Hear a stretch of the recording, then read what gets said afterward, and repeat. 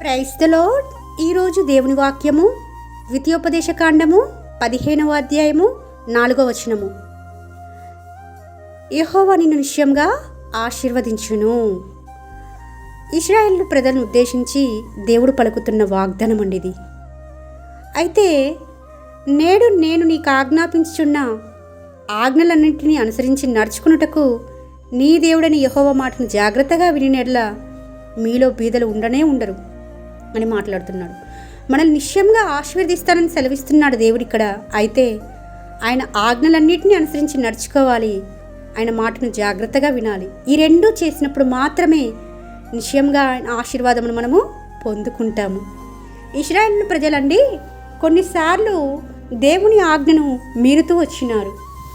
తత్ఫలితమే దేవుడు అనేక సార్లు శత్రువు చేతికి తన ప్రజలను, తన స్వాస్థ్యమైన ఆ ఇశ్రాయేలు ప్రజలను అప్పగించడం జరిగింది. నిశ్చయంగా నేను నిన్ను ఆశీర్వదిస్తాను అని దేవుడు వాగ్దానం చేస్తున్నప్పుడు మరి ఆయన ఆజ్ఞలను, ఆయన మాటను వినడంలో తప్పులేదు కదండి. బ్లెస్సింగ్స్ కావాలి, కానీ దేవుడి మాటను వినడం వద్దా? ఒకటి కావాలంటే ఒకటి ఇవ్వాలి కదండి. మనము మన హృదయమారా దేవుణ్ణి స్తుతించేవారుగా ఉంటాము, ఆరాధించేవారుగా ఉంటాము.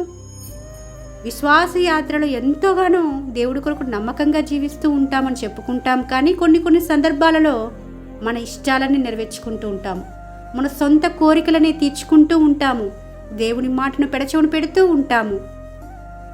అనేక సార్లు ప్రతి ఒక్కరి జీవితంలో ఏదో ఒక సందర్భంలో ఈ అనుభవం గుండా వచ్చే ఉంటారండి.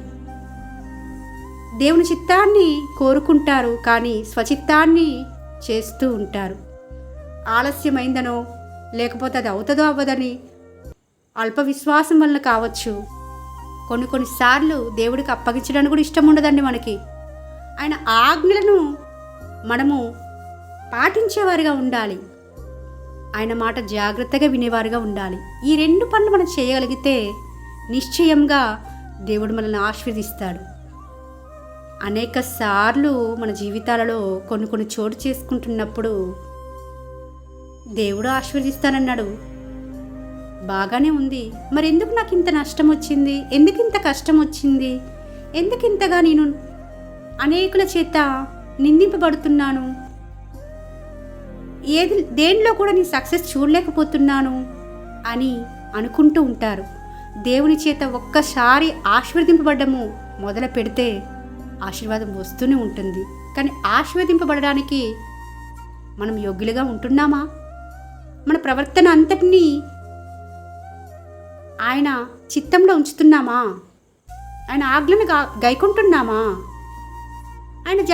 ఆయన మాట జాగ్రత్తగా వినగలుగుతున్నామా? ఇవేమీ చేయకుండా నన్ను ఆశీర్వదించండి ప్రభు, నన్ను దీవించండి ప్రభు అంటే ఎంతవరకు సబబండి?